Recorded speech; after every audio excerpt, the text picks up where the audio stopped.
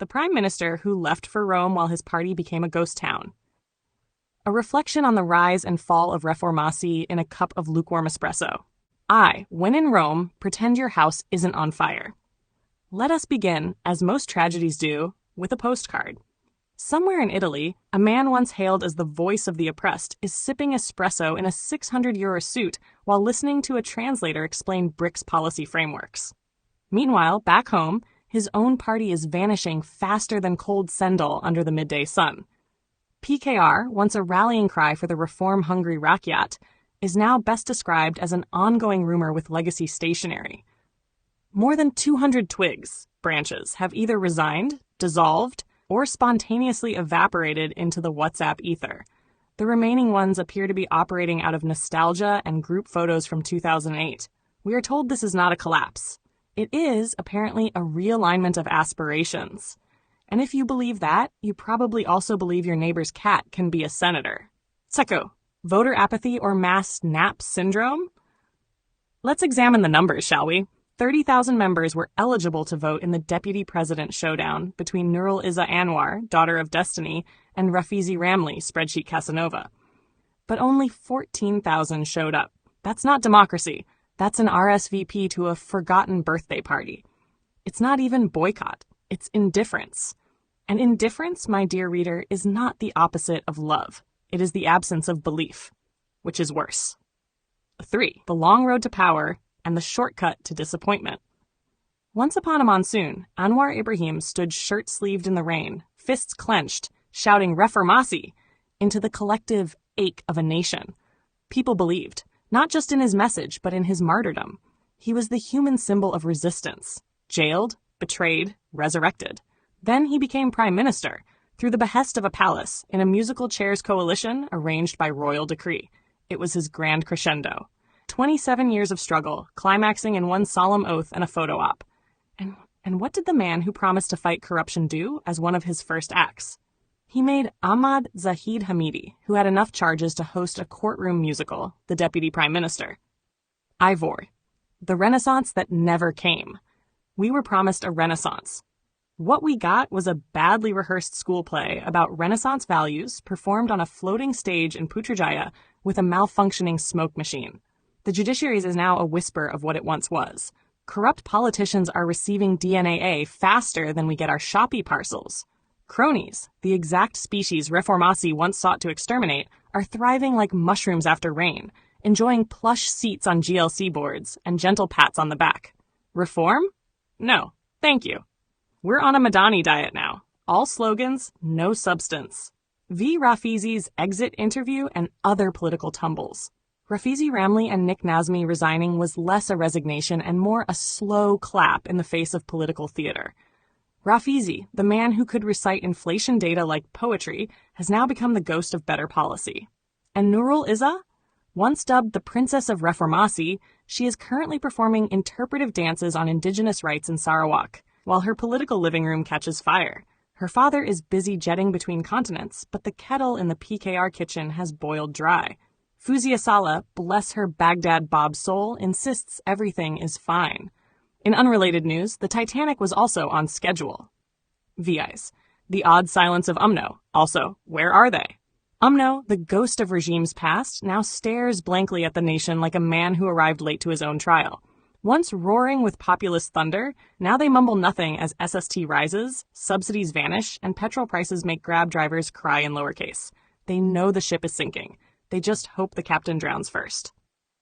The SID, TikTok dictatorship and Nasi Lemak economics. Makcik Sidi's Nasi Lemak costs RM 830 now. She blames Madani. On TikTok, Gen Z is remixing Anwar speeches into sad clown music.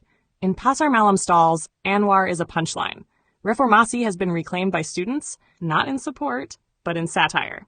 The very cry that once rallied a movement has now been reduced to a meme. The name Anwar no longer inspires reverence. It triggers price comparisons, gasps over utility bills, and bitter WhatsApp chain messages from uncles who never studied economics, but now feel qualified to conduct monetary policy. VATE, the betrayal of belief.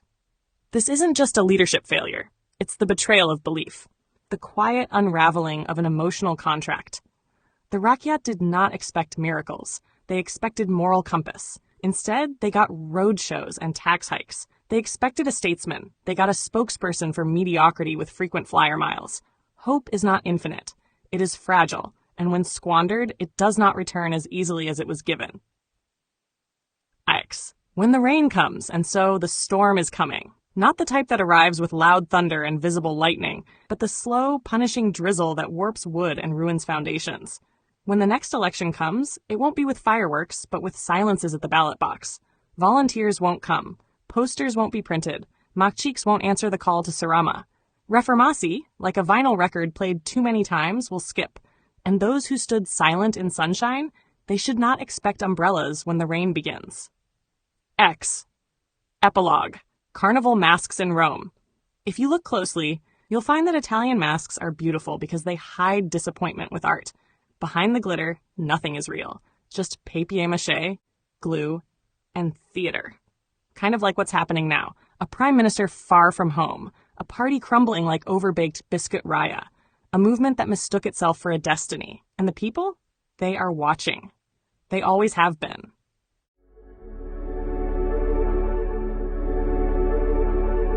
A heartfelt light. To every soul whose hand did give, you've helped me dream, helped me live.